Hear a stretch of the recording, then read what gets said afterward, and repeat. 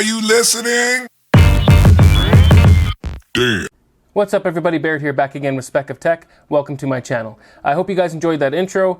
It's my attempt at making something a little bit more cinematic. I know it's not the greatest, but it was my first attempt, so I hope you guys enjoyed that.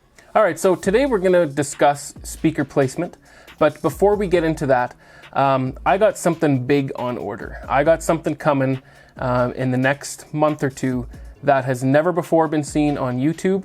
Only a handful of people in the world have one, and even fewer have the version that I'm going to be getting. So make sure you guys subscribe and tick the little bell icon so you can be notified when my next video drops. In the near future, I will be doing a video that will give a little bit more detail as to what this is, but right now, that's all I'm going to say. So those of you that are familiar with the channel, you know that on my home theater videos, I do a movie of the week, which is basically just a 4K disc that is $20 or under, and I put the link down in the description. So for every video that I release that is home theater related, that will be down there. So if you guys are interested in that, check the link down below in the description. All right, so in this video, we are going to discuss speaker placement. So I'm going to cover mainly a 7.2.4 setup. But really that encompasses anything up to a 7.2.4 setup. So if you have less channels than that, don't worry, these placements will work. So with speaker placement, there is a lot of subject matter to cover, but obviously I can't cover everything in this video or it's going to be way too long. I am going to try and keep it a little bit shorter. So I'm only going to cover the common and most generally used speaker placements.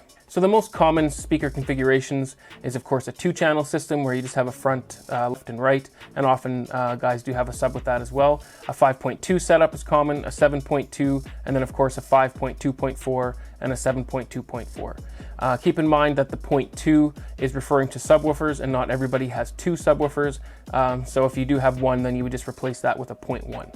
And of course the 0.4 is referring to height speakers, or a lot of guys refer them to as Atmos speakers, but really they are just a height channel, and 0.4 just means that you have 4 height channels. So not everybody has 4 height channels, so if you have 2 then it would be 0.2, or if you have 6 then it would be 0.6. So my particular setup in my home is a 7.2.4, so I have 7 floor speakers, I have 2 subwoofers, and I have 4 height channels. If you're interested in seeing more details about my system in particular, I did do a home theater tour and I will link that in the top right hand corner of this video. One caveat I want to discuss before getting into the nitty-gritty is that every room is different. The only way to get the absolute best response for your particular room would be to take measurements with a program like Rue and then play with your placement from there to get the absolute best response. But in this video, we're just going to talk about common or generally used placements for the surround setups. All right guys, so let's get into it. So let's start with the center channel speaker. The center channel speaker is pretty simple and straightforward. Whether you're using a vertical aligned speaker or a horizontal aligned speaker, and if you do want to learn more about that and why a tower speaker is ideal or a vertically aligned speaker is ideal, I'll link a video in the top right hand corner of this one so you can learn about that. But when dealing with the center speaker, for an ideal placement, essentially what you want is the tweeter to be at ear level and you want the center channel pointing directly at you. And the reason you want to place it this way is because you have the best response when you are sitting on axis. And all that means is you are sitting directly in front of the speaker. So the more that you sit off to each side, then you're going to get a little bit of degradation in the sound. So you want to sit on axis and you want that speaker to be facing right in front of you on axis as well. All right guys, that pretty much sums up the center speaker. Like I said, it's pretty simple. So let's move on to the left and right speakers. And keep in mind that all these recommendations that I'm giving you is basically what you would get from, say, a Dolby surround engineer or DTS X sound engineer. These are like your generally accepted placements. So for a left and right speaker, again, you want the tweeter to be at ear level. So regardless if you're using a bookshelf speaker or a tower speaker, you're going to want that tweeter at ear level. So that's why bookshelves, they want you to get a stand and raise it up so that it is close to your ear level. The second thing you want to do after you have the tweeter at ear level is you want to angle the speakers slightly towards the main listening position. Generally, you want to angle it about 22 to 30 degrees, also known as toe-in. So when somebody refers to you towing in your speakers, that's what they mean, is angle it and point it more direct to the listening position. A good rule of thumb to use when placing your front left and right speakers is to think about an equilateral triangle as seen in this diagram here. So you, the listener, being the one point of that triangle, and then the front left and right speakers being the other 2 points of that triangle with equal distance between all 3 points. A common mistake that I do see with the front left and right speakers is guys placing them too close to the wall, whether it be your front wall or the side wall. You do want to give your speakers some room to breathe. They do perform their best when you do have a little bit of room from the wall.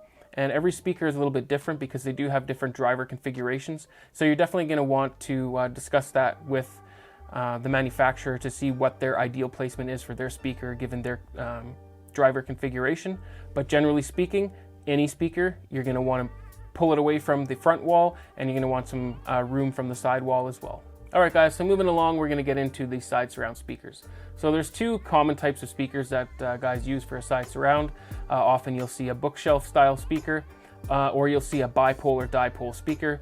Those are the ones that have kind of two sets of drivers and two sets of tweeters that are on an angle like you see in this picture here.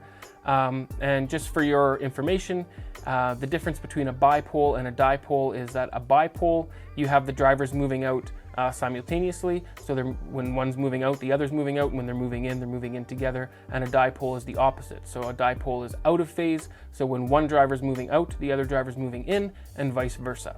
All right, so one mistake that you want to avoid is you want a clear shot from your listening position to the speakers. So if you can't see the side speaker, then sound is definitely being blocked. If you can only see part of the speaker, but one of the drivers is kind of blocked, again, you're blocking some sound. So generally speaking, you do want a nice clear shot from your ear or from your head to the speaker. So another thing to note here, I wouldn't necessarily call it a mistake, but you do see some guys that have their side surround at ear level, which is pretty common. But ideally, you do want the side surround about 2 feet above ear level.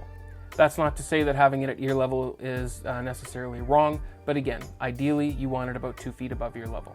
All right, guys, so when you're placing your side surrounds, you're basically going to want them at 90 degrees to about 110 degrees. So directly to your left and directly to your right. And if you're placing them at about 110 degrees, then they are basically directly to your left and right, but slightly behind you as well.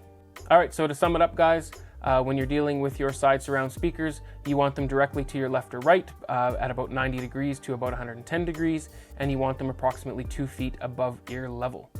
You can use bookshelves, which are very directional, or you can use a dipole-bipole speaker. All right, guys, so the last channels to deal with in a 7-channel setup is your rear surrounds. So commonly used speakers with the rear surrounds are bookshelf-style speakers on some sort of stand or mount. You will see guys that sometimes use a bipole or dipole, but they are less directional and not necessarily the ideal speaker for a rear surround. That's not to say that they don't work, but like I said, it's just less ideal. You want that directional bookshelf speaker for your rear surround. And one common mistake that you will see here is because in home theaters, a lot of guys are using a high-backed recliner, is that the rear surrounds are not quite high enough. Just putting them at ear level, if your recliner is higher than your head and that speaker is at ear level, then basically that sound is hitting the back of your recliner. So again, ideally, you do want your rear surrounds to be higher than ear level simply because the back of your chair is going to be blocking the sound if you don't. For those of you that have watched my home theater tour, you will realize that my rear surround speakers are towers and they are somewhat blocked by the backs of my seats. I do understand this, but the reason I'm doing that is for the safety of my toddler. I figured that a tower speaker is going to be the safest route for me in the time being in case she does push it over. If I did have a top-heavy bookshelf, for instance, on a stand, then it would push over a lot easier, or if I do raise up the towers on some sort of blocks, again, it's going to push over easier and it might fall on her. So for the time being, I do have it that way. I understand that it is not ideal, but it works for me for now while I have a toddler running around the house. All right, now that we've established how high you should have your rear surrounds, let's talk about where you should place them. So again, ideally, you're going to want them 135 degrees to 150 degrees from 0, and 0 being your center speaker or straight in front of the center of the listening position. For this next aspect of placement, you do essentially want some room between yourself and the rear surround speakers, but quite often guys don't have the room. So again, when you're dealing with ideal placement, yes, you do want some space, but you have to keep in mind that you have to work with what you have. So in my instance, again, my speakers are a little bit close. I know this. but it is what it is. That's the room that I have to work with. So a lot of you guys may be the same. But ideally, you do want some space from you and the rear surround speaker. Not necessarily as much space as you would want between yourself and the front speakers, but you definitely do want some space there. Before moving on to the height channels, let's discuss subwoofer placement. So with subwoofers, it isn't quite as easy as saying this is the ideal location for a subwoofer. Every room is different, and because when you're dealing with speakers, they are very directional with their sound. That's why it is much easier to give a general location of a placement for a speaker versus a subwoofer, which is playing the lower frequencies, which are non-directional. So that essentially opens up the whole room to you for ideal placement based on your room parameters. So subwoofer placement is basically a whole video in and of itself. But we are going to touch on it here and give you some good general rules of thumb to go by. But really, the best placement for your subwoofer is going to be the placement that gives you the best response when measured with a program like Rue. In addition to just measuring them with a program like Rue, you can get a mini DSP to work in conjunction with Rue to give you the absolute best frequency response for your room. But since we don't have time to go into subwoofer placement in fine detail, I'm not going to leave you hanging. I will give you some good general places to place your subwoofers to start off with, but you do have to keep in mind that every room is different and the response for that subwoofer will change based on the room. All right, so when dealing with subwoofers, there are some general locations that can be good or can work out well without taking some measurements. We're going to discuss 4 of those locations, but again, like I said, every room is different. You're going to want to experiment a little bit and see what sounds best for you in your room. So the first placement we're going to discuss is called, or commonly known as quarter wall. So what you want to do is take a measurement of your front wall, and you're going to want to place a subwoofer a quarter of the way through that distance and then 3/4 of the way through that distance. The second one we want to discuss is basically just the front corners. So you just place one subwoofer in your front left corner and one subwoofer in your front right corner. So one thing to make note of when placing your subwoofers in the corners is just to make sure that you're not getting any boominess, which is common when placing subwoofers in corners. The third placement that we're going to discuss is commonly known as mid-wall. So what you want to do again with your 2 subwoofers is just place them midway down your 2 side walls. So one to the left of you and one to the right of you, and in the middle of those 2 side walls. And the last one we want to talk about is opposing corners. So you can do it both ways. You can have one in the front right corner and then one in the back left corner, or one in the front left corner and one in the back right corner. So those are some placements that you can play with to see what works best for you in your room if you're not willing to take measurements and get the ideal response with a program like Rue. So a couple more things to note is when you are using 2 subwoofers, the goal is to get them as coupled or working together as good as possible. And another thing is that with 2 subwoofers, you are going to get a smoother response across the room versus just having one subwoofer. So when dealing with one subwoofer, you're going to want to place it where you get the best response at your main listening position. All right, guys, that's all I'm going to touch on subwoofer placement for now. Like I said, I'm just going to give you some generally accepted good locations. Subwoofer placement really is a video in and of itself, so we're not going to go any farther on subwoofer placement. So let's move on to height channels.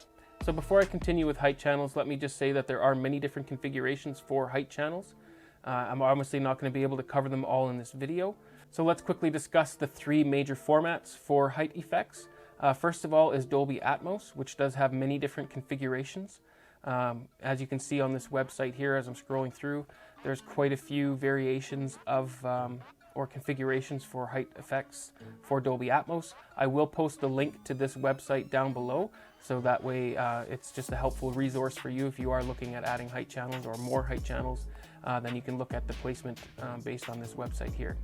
The second format is DTS-X, and their claim to fame is basically that they will work with any variation of height speaker however you want to set them up. They don't really have specific configurations like Dolby Atmos does for their height effects, and they also claim that they are compatible with the voice of God, which leads me to the third and final format that we're going to discuss here, which is Auro 3D. With Auro 3D, they have 3 different levels of effects. So you have your floor speakers or your ground level speakers, and then you have speakers up above that, kind of in the middle, which would be your second layer of sound, and then they have the One Voice of God channel, which is in the middle of the ceiling for their height channel. So there are several different ways to accomplish a height channel. The first of which we're just going to get out of the way here, which is like an Atmos Reflection type speaker. So what this speaker does is it bounces the sound off of the ceiling to try and give you the effect of the sound coming from the ceiling to the listener. These are less than ideal. They do kind of work, but they're definitely not as good as the following options here. And essentially for placement on these is you're going to place the reflection module on top of your front left speaker, front right speaker, and then for the rear is the same thing on the rear left and rear right. There are some towers that have these modules built in, or you can buy them as a separate speaker that just goes on top of your tower or bookshelf. The second version of a height speaker we're going to discuss is what is commonly known as an elevation speaker, as seen here. So these speakers have a bit of an angle already to them. So these can be placed either on the wall, or with a special bracket you can even place them on the ceiling itself. So when placing an elevation speaker, if you're going to be placing it on the wall, then essentially you want it lined up with your front left and right speakers, and then as high up on the wall as possible. And obviously they already have a bit of an angle to them, so they're angling about 45 degrees down to the listener. If you are going to be mounting them on the ceiling, then essentially you're going to want them in the same places as an actual ceiling speaker itself. So we are going to be covering the placement of a ceiling speaker. So if you're mounting the elevations to the ceiling, then you can just skip to the ceiling placement, because essentially that's what you're going to be doing. The next speaker I'm going to talk about isn't as common. It's not used as often, I think mainly because it's not as nice looking, it's not as easy on the eyes, but that is an outdoor speaker. These have a U bracket already on the speaker, which makes it really easy for mounting to the ceiling. For those of you that may not be able to put an in-ceiling speaker, so that you don't have to rip up the floor on a level above your home theater, or your wife just doesn't want you cutting holes in the ceiling, this could be a solution for you, and it's actually what I use, so I didn't have to rip up the floor above my theater room. So essentially, again, you're going to mount these speakers the same place that you would a ceiling speaker based on the configuration that you've chosen. So for actual specific placement, we're going to be getting into that shortly when we discuss the ceiling speakers. But some rules of thumb to follow is basically you want to slightly toe these in, just like your front left and right speakers, 22 to 30 degrees. That way it's going to give you on-axis listening, and then if you can angle them down about 45 degrees towards the listener, that is the ideal angle. And regardless of what type of height speaker you are using, whether you're mounting it to the ceiling or to the wall, you do want them basically lined up with your front left and right speaker and your rear left and right speaker.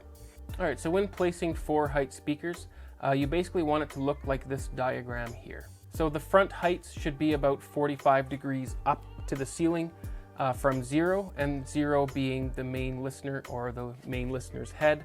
So basically, if you were to look up at 45 degrees, that's essentially where you would want them on the ceiling, and then lined up with your front left and right speakers. And then for the rear speakers, you would want them about 135 degrees from the listener's head. So if you were to look behind you at 135 degrees from 0, so 0 being your head, about 135 degrees, mounted on the ceiling, and then again you're going to want to line those up with your rear left and right surrounds. So again, if you did want to mount more height speakers, then you're going to want to look at different configurations and choose the one that's going to work for you. And if you do want to mount less, some people do just mount 2 speakers. Again, you're going to want to choose the configuration that works best for you. Do you want them in the front? Do you want them behind you? Do you want them in the middle? You could have them basically right above you, but you're going to want to choose that configuration. And I would look at that Dolby website that I have linked in the description to pick which configuration works best for you. The reason I always say to go with a Dolby configuration is because DTS is going to work with whichever configuration you choose.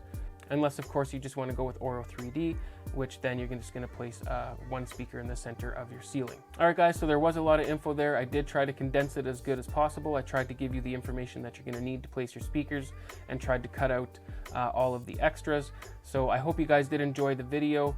And if you are new here, please do subscribe and tick the little bell icon so you can be notified when the next video drops. And remember, I do have something big on order that has never before been seen on YouTube, and only a handful of people in the world do have one. So if you do want to be notified when I drop the videos about that thing, then you're going to want to subscribe and tick the bell icon. And guys, if you do like the content, make sure you hit that like button. It really does help out the YouTube algorithm. You'd be doing me a huge favor for my channel as well. So good luck with your speaker placement, and as always, stay techie.